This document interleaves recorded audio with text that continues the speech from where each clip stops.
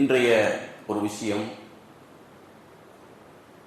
மனிதர்கள் ஏதாகிலும் ஒரு கவலையில, ஏதாகிலும் ஒரு மனக்குழப்பத்தில், ஏதோ ஒரு பிரச்சனையில மனுஷன் இருந்துட்டே இருப்பான்.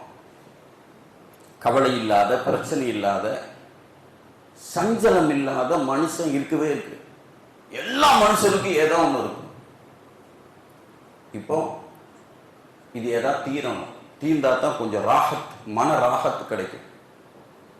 அப்ப அல்லாஹ் நபிகள் நாயகம் ஸல்லல்லாஹு அலைஹி வஸல்லம் சொன்னார்கள், தீராத கவலை, தீராத பிரச்சனை, மன நிம்மதி, உங்களுக்கு ஒரு ராகத்து கிடைக்கணும்னா நீங்க அல்லாஹ்வை புகழ்ந்து இந்த திக்ரை நீங்க சொல்லுங்க, தொடர்ந்து சொல்லிட்டே வாங்க.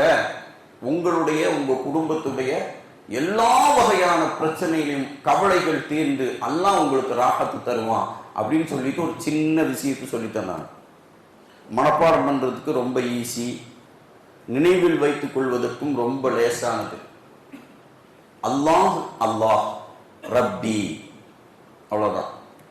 அல்லாஹ் அல்லாஹ் ரப்பி, இதெல்லாம் நமக்கு தெரிஞ்சது. லாஸ்டா லா ஷரீக லஹ், அல்லாஹ் அல்லாஹ் ரப்பி லா ஷரீக லஹ் சொல்லுங்க. அல்லாஹ். இந்த ரமலான்ல இத முன் வச்சு வீட்டுல, கடையில, தொழுகையில இந்த திக்ரு, உங்களுக்கு நம்மளுக்கு என்ன பிரச்சனை இருக்கோ அல்லாஹ் இது நீ தான் தீர்த்து வைக்கணும்.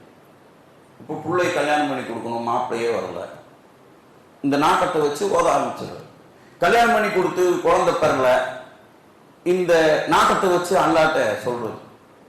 தொழில பிரச்சனை, வியாபார பிரச்சனை, கணவன் மனைவி சார்ந்த ஒரு மனக்கசப்பு, அண்ணன் தம்பிகளுக்குள்ள ஒரு மனக்கசப்பு, நாம எது ஈடுபட்டாலும் ஒரு பெரிய ஒரு சங்கடம், கடன் பிரச்சனை இருக்கு, பையனோட படிப்புல, எல்லாத்துக்கும் ஏதோ ஒன்று இருக்கும். பணம் இருக்கிறவங்களுக்கு வேற பிரச்சனை, பணம் இல்லாதவங்களுக்கு வேற பிரச்சனை. எல்லாத்துக்கும் தீர்வு நம்ம இவ்வளவு ஆச்சரிய அதிசயத்தோட படைச்சிருக்கிற அல்லாஹ், அவன் தான் இந்த மனசுக்குள்ள ஒன்ன வச்சான், எண்ணம் ஒன்றை வைத்தான். அந்த எண்ணத்தில் இன்பமும் துன்பமும் கவலையும் சந்தோஷம் எல்லாத்தையும் அவன் வச்சிருக்கான்.